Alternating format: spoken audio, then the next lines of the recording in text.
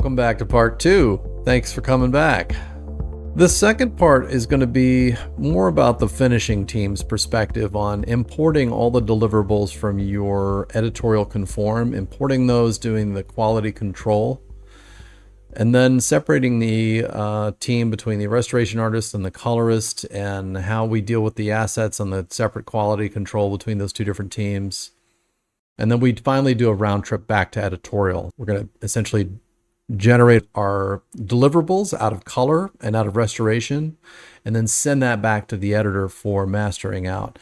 Now, not every finishing pipeline is like this. Sometimes the finishing team or the finishing facility will handle all the final deliverables and the mastering, and that may not necessarily go back to your editor. But I'm just basically giving my perspective on the average independent documentary, where typically the editor or the producer or the post-producer who's sort of doing all of those jobs might be managing all of this themselves, and they might have to be handling the final deliverables and mastering themselves. So if that's you, I hope this video helps. Okay, so once your finishing conform has been finished, it's time to move on to prepping the deliverables. And these deliverables are generated for, in this case, a colorist and a restoration artist. You may not have a restoration artist on your team or any archival to restore. And if that's the case, then just ignore what I'm about to say regarding the restoration artist. The colorist information still applies all the same.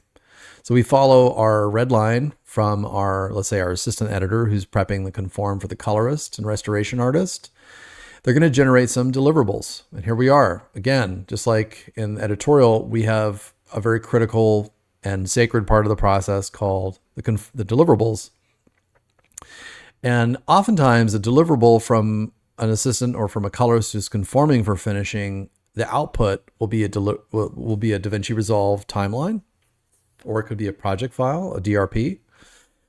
The timeline is essentially something that my assistant editor will give me, and I just bring that in and import it into Resolve as a timeline into my project that's already been set up. Oftentimes the assistant editor will just set up a whole new project for me and send me the DRP. That way I just open it up and validate the settings, and then I'm off to the races. At like 9:30 in the morning, I can begin coloring immediately. If that's not the workflow you're using, and you're using an XML workflow or some other type of workflow, there may be extra QC steps involved. I mean, there's always a QC involved. In fact, I even put a little quality control and output step in the colorist section, as well as the restoration artist section, as you can see here. Anytime you receive a hard drive or a file from someone else and they say, hey, this is what it is, always be suspect. Open up the reference movie, watch it against the reference movie, validate it. Every step, always. Remember the golden ticket here. So the DaVinci Resolve timeline, or the DRP, I should in fact just say DRP. So in fact, DRP, there we go. That gets sent over, as well as a reference movie with time code, a reference movie without time code. And they're the same reference movie given to us by the editor. So that we didn't regenerate a new reference movie. It's just the same. It's always the Bible, right? We always go back to that as our master reference. Of course, as the colorist and restoration artist, they're going to need the source media, all of the raw media, as close to source as possible. So you're going to hand them the same copy that the editor handed you. And then also the Premiere Pro project file, or the NLE project file, if they're an Avid or whatever. That project file, if it had been shared initially, will also need to be shared with the rest of the team. That way they can always kind of get back into the original. Sometimes I like to look into the original timeline on Premiere, because I want to know what was originally done to this. Are you sure there's no color on this? Are you sure there's no LUT on this shot? Almost every time, without fail, if I have someone conforming a Premiere Pro project for me, that's a feature time. It's like a 90-minute feature. It's going to be like one clip that they forgot to take the color off, or they forgot to take a LUT off of this shot. There's always something. So if that's the case, then that, again, editorial requests comes through, right? Boom.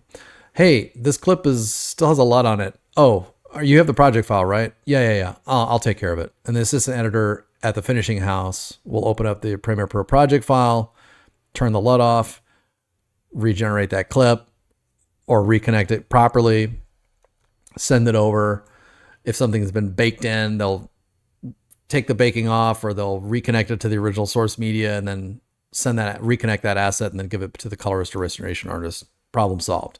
So either your assistant editor is doing it at the finishing facility with your Premiere Pro project file, or your assistant editor or your editor can do it in editorial and then resend that clip. At any rate, our QC pipeline, our QC steps caught the issue at some point, and the request has been made to replace that asset. Okay, so there's always a communication line open with whoever has the Premiere Pro project file or the NLE project file. Most cases, that's an assistant who can then replace that asset for you and drop it as what we call a patch. And then the colorist will then open up the new project file, or the restoration artist will then open up that new project file with a new asset attached, and we're back to square one. So these are the deliverables. Again, notice temporary mix, temporary titles, temporary graphics is often the case. All of this stuff is put into a package, and then that's sent out to the colorist and the restoration artist. So once your finishing timeline has been prepped and conformed and validated against the reference movie, and it's time to send it over to your restoration artist and your colorist, update your project manager, or whoever the stakeholders are in charge of keeping tabs on the project. Just give them a little courtesy update and say, hey, we're moving on to the next phase. Colorist and the restoration artist now have their hands on the media. We're moving on. I just like to keep open lines of communication with the client and also with, my team lead, whoever that is, just to make sure they're apprised. Because the more informed they are, the more informed decisions they can make as leadership in the project, and the more smoothly things go. Another question that a lot of people have is whether or not a restoration artist should begin work before the colorist, or vice versa. Does it, And the answer to that is it really kind of depends. But in my opinion, restoration should happen before color, because the colorist should be working with the final assets. Color is really the final step on the visual side, because a restoration artist is going to deinterlace clips. They're going to upscale. They're going to fix things, reinterpolate. They're going to add extra filtration that may affect how the colorist works, and also it affects how much render time is needed on the source files. They're also, when the restoration artist works, they're going to be transcoding or outputting a ProRes 422 version of a source clip that was restored that may not necessarily be in that format. You may be coming from an MPEG-2 or a .avi file, and your colorist may not necessarily work with those file formats. It may not necessarily work in DaVinci Resolve. So restoration artists work with all sorts of weird, arbitrary formats: Windows, Linux, Mac, antiquated, old, new, all kinds of stuff. And they got weird software tools that help them deal with that. Colorists don't always have that. Colorists are not the same as restoration artists. Even though colorists may do some restoration, like denoising, or maybe get fancy and do some different deinterlacing using the DaVinci's neural engine or something, but they're not the same. They use totally different tools, and it's kind of a different part of the process. And in my opinion, the order of operations should be picture lock, restore the clips that need to be restored, and move on to color. That's why it's kind of perfect for me. Like my career, I'm a restoration artist and colorist. I kind of do it all under one house and kind of do it so I have my own pipeline, and I know what needs to be done first because I know the order of operations in my own business. But just to clarify, there's definitely an order to things. You want to restore and repair your clips that are broken before you give them to the colorist, because the colorist is going to be sitting in the room with the director, painting and coloring and making things look great. And if the clip is broken, it may not function in the timeline for the colorist, and it may not even look right.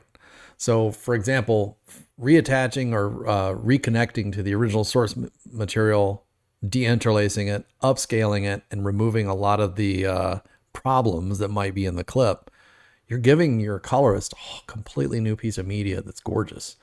And they're going to want to work with that, not with the original. So it's all about prepping to make sure that the director and the colorist, when they're working together, they're not futzing around with problematic clips. They have the pristine, clean, perfect timeline ready to color and move on and render a color. That's it. So you'll notice here, source and conform. When the restoration artist gets their hands on the timeline, they're going to have to do the conform, validate against the reference movie, same as everybody else on the team. It's just that this time they may not necessarily have the full timeline. They just may have like track 3 or track 4 that has all the clips to be restored, right? So they may not have as much of a heavy workload. So the colorist, for example, when they get the project, they have every clip on the timeline and they have to do a QC and watch down and compare against the reference movie from the beginning of the timeline all the way to the end, and they have to make sure it's frame accurate. The restoration artist may be only working with like 10 or 50 clips or something like that. So it's a little bit of a different conform process, but rest assured, the conform is still involved and the QC is a must. Typically, a restoration artist will work, they'll deinterlace things, they'll do upscales, they will remove dust, they'll do dust busting, grain removal, grain addition if it's required, although sometimes a colorist is involved in that process. So maybe that's a post-production conversation that has to happen beforehand in your initial brief for the post-finishing process. But the restoration artist usually has a direct line of communication with your project manager, your colorist, your assistant editor, and your archival producer, because they're going to want to keep an eye out for new assets that are being replaced. And the restoration artist may have questions like, hey, is this the original source? Like, is this the best we can get? Oh, I'm noticing that it's an MPEG-4. Did you download this from YouTube? Could you possibly grab an MKV instead? It may be better quality. Can you send me the links? I want to double check. So there may be some dialogue, a separate email thread that's happening with your restoration artist.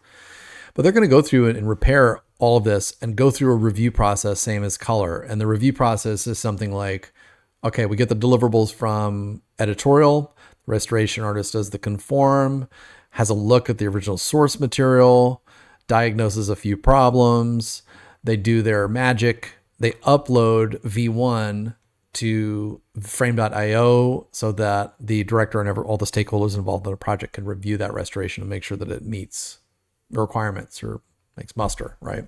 So we take that output from the restoration artist and we go through a couple iterations. Usually the restoration artists, they'll do one pass and everyone's like, oh my God, this looks so much better. It's like a million times better. It's rare that we go into a V2 or a V3 in restoration. But anyway, once that's done, that restored media is then fed back in our pipeline to your assistant editor, who then conforms those restored clips back into our master finishing timeline, and those new deliverables are made for your colorist. If there is no restoration artist involved in the process, then this whole section right here is just bypassed, right? If your colorist is doing the restoration themselves, well, then we incorporate the restoration review process into the color review process, and it's all part of the same package. Okay, I just added a conform golden ticket here to the colorist to match the rest of the diagram. So sorry if that's confusing. I just realized I should have added that. So once the deliverables from your newly conformed finishing timeline, including the restoration artist restored clips or without, as soon as that's delivered to the colorist then has to do a conform, same as everyone else on the team, validate against the reference movie. They're going to validate their project settings and the timeline settings, validate everything to the reference movie, and then they're going to apply the color transforms and do their color correction and the grade and do their magic. Now, typically for a feature or short documentary color grading process, I always pitch it as 3 rounds of revisions. We do a spotting session. In other words, the director comes in and sometimes the cinematographer. Typically, they will sit in with the colorist and do something called a spotting session. And that is, you sit down and you watch the movie together and you go through it scene by scene, you talk about it. And this, for a feature film, takes 1 to 2 days. It's hard to do an entire feature spotting session in 1 day. You can do it. I have clients that do it. They don't want to spend a second day because I charge a little bit more for spotting sessions because it's in person and I'm managing the client. I have to prep my space and make sure that everything is ready for someone to visit my office. And it's a hand catered thing. I buy lunch. It's like a whole thing. So I charge a little bit more for that process. So what I typically do for independent documentary is I just say, hey, listen, let's do 1 or 2 days, 1.5 days of spotting sessions to sit down. I want to see what you were trying to achieve in this scene. Let's talk about the color. Let's experiment a little bit. Let's create the look for your film. Then the director goes away. Then I spend a few days applying that look and all of the color correction, the fixes and things like that, the corrective measures and the grade. I do all of V1. And for a feature, that could take 4 to 5 days. Okay. We finished the first round. I upload that V1 to frame.io for review, or the client will come here depending on whether or not they have access to a calibrated display. You should always review your color and restoration on as big of a display as possible, but also on a color calibrated display. Do not review color on a non-calibrated display, because then you're essentially, whatever notes you give your colorist are meaningless. If your skin tone looks a little yellow in the scene and you leave that note for your colorist is going to get that note and they're going to remove yellow out of the skin because they've been told that the skin is too yellow for the director. The director, whatever they say goes. It's their opinion. It's their subjective, creative decision about something. Not to say that a colorist should not offer advice and say, oh, no, you shouldn't really worry about that, or it should look this way. I'm not saying that a colorist should not have a voice. I'm just saying that if a director is really positioned strongly on the fact that the skin looks a little too warm, a little too yellow for them, well, then that's a conversation that's real and that's happening and that's coming from your director. And so typically what a colorist will do is they will remove yellow from the skin. Well, what happens if the director has been watching a really yellow biased display? That's their problem. It's not the colorist's problem. The colorist should always have a calibrated display. So that means there's a asynchronous issue between your colorist and the people that are providing the notes. And that is a nightmare. You got to have a calibrated display. If that means renting a facility for a couple $100 for like 2 hours to just watch the review, right? And to make notes and then go, that's great. If you need to talk to your colorist and come sit in to do the review at their office in their space, that's also great. They're going to charge you a tiny bit more than they would for unsupervised review, but it's totally worth it because you can sit down. If you have questions, you can ask them right there. You know, when you're viewing a calibrated display, you're viewing it with confidence. And that's the thing about calibrated displays. It's all about confidence. It's really critical that you review color on a calibrated display and schedule that review with your colorist and make sure that your colorist knows where you're reviewing the color at. Okay, so you've provided notes on V1. The colorist will then take those notes and then apply them across the timeline on V2. And V2 should typically only last a couple of days. It's very rare that I spend as much time on V2 than I did on V1. V1, the lion's share of the work takes place, both corrective and additive color. So V2 should be much shorter. And V2 should be reviewed again on a calibrated display. But at this point, I really think it's important that if possible, you try and incorporate the sound mix and the latest graphics and titles, because V2 is really kind of the last chance for the director to make any big changes for color. And I like for those big changes to be made under with an informed decision, right? That being sound mix, graphics, titles, all of the stuff is in place and the director is seeing everything as it almost is on the day. When we move on to V3, I call that the tweak pass. The director is like, I said I wanted to make that scene a little cooler, but now that I see it, I think our original decision's better. It just doesn't feel right to me, or it's taking me out of the scene. So let's go back to V1. Or, that shot was missing something, or there was a glitch, or, V3 should really be the last final little tweak touches, little finishing. It should not be hundreds of notes across the timeline. It should be just very simple. One last thing I wanted to say about the color review process is make sure that you have all of the stakeholders involved in the review process at every step of the review process, and make sure there's only one voice. If there are 5 cooks in the kitchen, you've got a director, 2 producers, an executive producer, and the DP, and they're all commenting on color at separate points from separate accounts, and they're coming. Some notes are coming in the day of V2 starting, and some notes came in 2 days. It's all these notes are coming from different places at different times, and some of them oftentimes will conflict against each other. What happens if the director of photography wants you to make a scene warm, but the director's fine with it?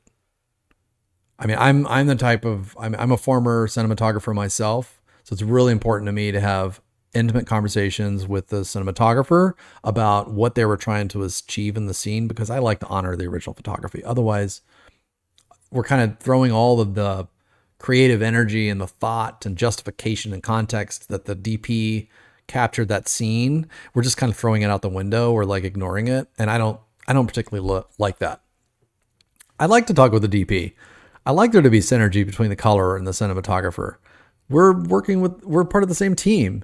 And technically the cinematographer, the director of photography they're like, in terms of the hierarchy, they're my boss in a way. As a colorist, they're telling me how they wanted to photograph it on the day. And those are the decisions that were made in camera while the director was standing next to them in the moment. And that's really sacred. But there needs to be some sort of conversation between the DP and the colorist. All the notes need to be multiplexed and come through one voice. And there needs to be one person calling the shots. And that person needs to be the director. They need to be the boss. If the director is incommunicado, or they're shooting another movie, or they're on set somewhere and they can't be a part of the process, that's very rare, by the way. But if they can't, well, then somebody needs to be calling the shots. Someone needs to be in charge and needs to take accountability for the final decisions. Because if you've scheduled 9 days of color for a colorist, and colorists charge a lot, then everything needs to be happening like this, which means you need to be on schedule. If you push a day because the director wasn't able to get the notes, well, guess what? That's a day that your colorist is going to charge you because you didn't get the notes in on time.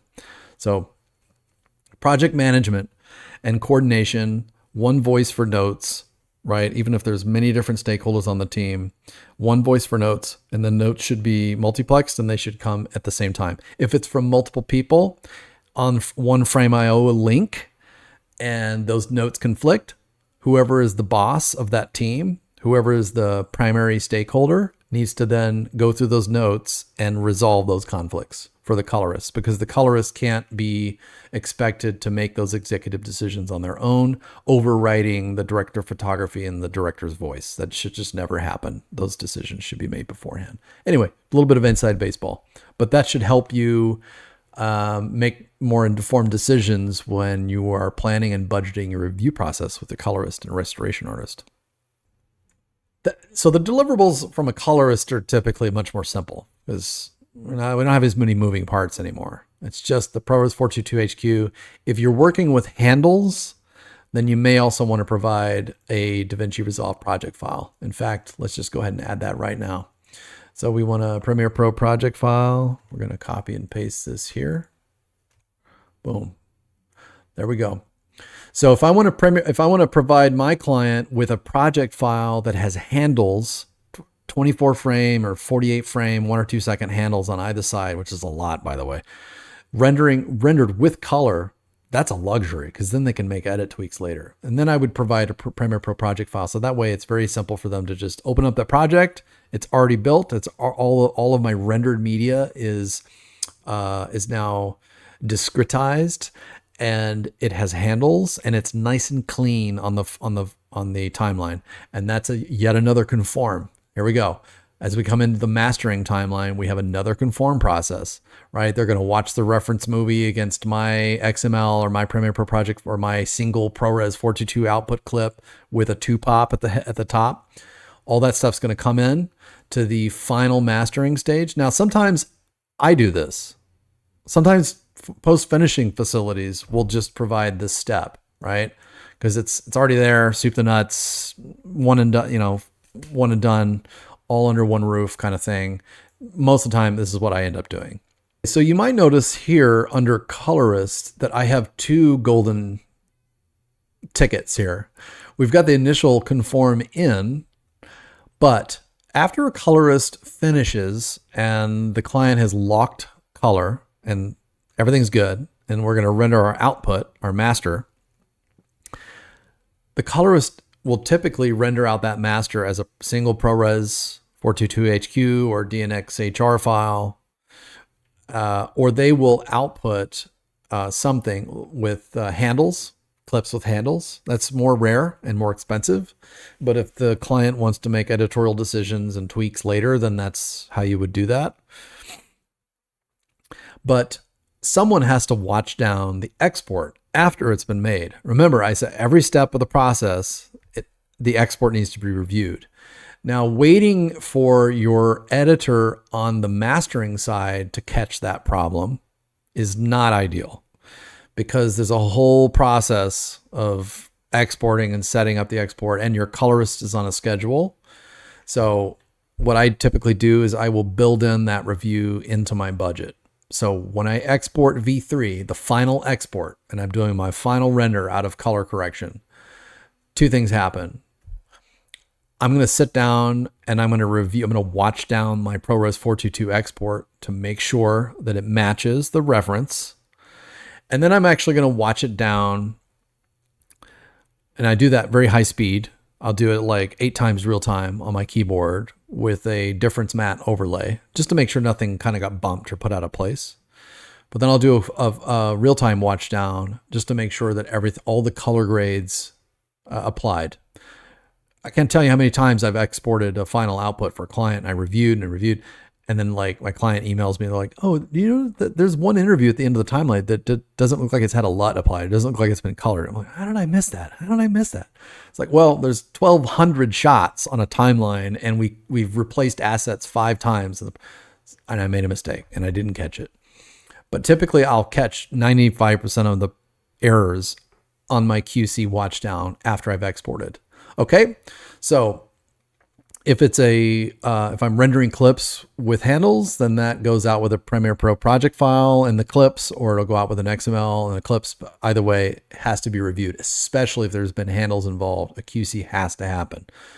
I really recommend you do it with a colorist before you leave the finishing house, because otherwise you're going to have to change assets and all that stuff again. It's going to happen later, and it's always going to happen in the most inconvenient time, as life always does. The other thing that I do as a colorist is I will save that project. I'll archive it. And I have a big storage drive here in my lab, 24 terabytes or whatever, that I've got constantly rotating. And I'll hold on to a client's job for 6 months. And that comes less of a policy of like courtesy and more of a life experience.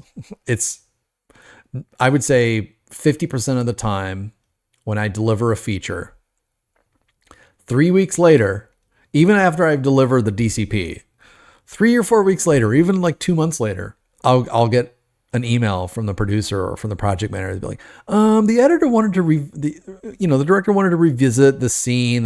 We've got a celebrity interview. They want to like drop in this new interview clip to help spruce up the scene now that we've got, our festival submissions made. We want to do a couple of tweaks. 50% of the time happens. So I need to be able to quickly, rather than reconform and charge my client all that money to rebuild the project and yada, yada, yada. Not that you have to do it every time. You could also drop in your export and then slice out that scene and match the time. But typically I just like to reopen a project file and everything reconnects, and I can kind of see all of my work that I did. And then I can go in and I can steal the color grade from that shot and then apply it to this. So that's typically how I do it. So I will archive a project for up to 6 months with all the hard assets locally, unless we're talking about like a massive 10, 15 terabyte project. I don't archive that. I keep the hard drives, or I'll charge the client and be like, listen, if you're going to make tweaks, you're going to come to me in 3 weeks to make tweaks. I'm going to need these hard drives again, or we're going to, so that's a conversation that has to happen. But 95% of the time, it's a project that I can archive locally, and I'll archive that with my DRP, with the source. And I say ephemeral here because that has an expiration date. And then I'll email the client and I'll be like, hey guys, here's my final deliverables. Here's the DCP in the frame.io folder. Download it anytime you want. Here's the tracking number for your hard drive with all your assets on it. I'm shipping it back.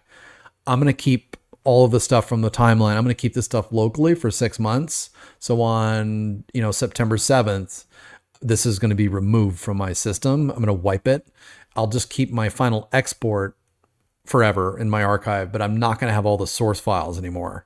So we're going to have to reconform, or we're going to have to, I'll keep my project file archived forever, but I'm going to need all the hard drives and stuff from you guys again. And we're going to have to go through the QC of getting me the original assets and yada, yada, yada.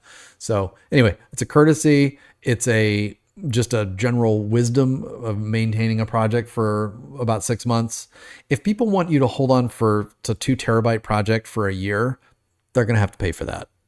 Okay. But if it's a 4 terabyte project that I have a suspicion that they maybe get accepted to a big festival and they're going to want me to output some more DCPs, and I may want to go back to my original source project, I'll hang on to it for a little bit. And if I run out of space on my big hard drive, which is rare, but if I run out of space because I'm onboarding a Chunga project, then I'll email that producer of that project as a courtesy and be like, hey, listen, I need to remove your project from our server. I know it's been like 2 months. You might be fine, but I just want to make sure that was cool. So our deliverables from the Colorist travel over to our assistant editor or editor at the editorial house.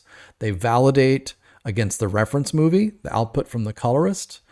And this is when we come back to the original points I was making earlier about retiming and warp stabilization and keyframes. And if you want to handle all that stuff, you reapply that to the colored clips now.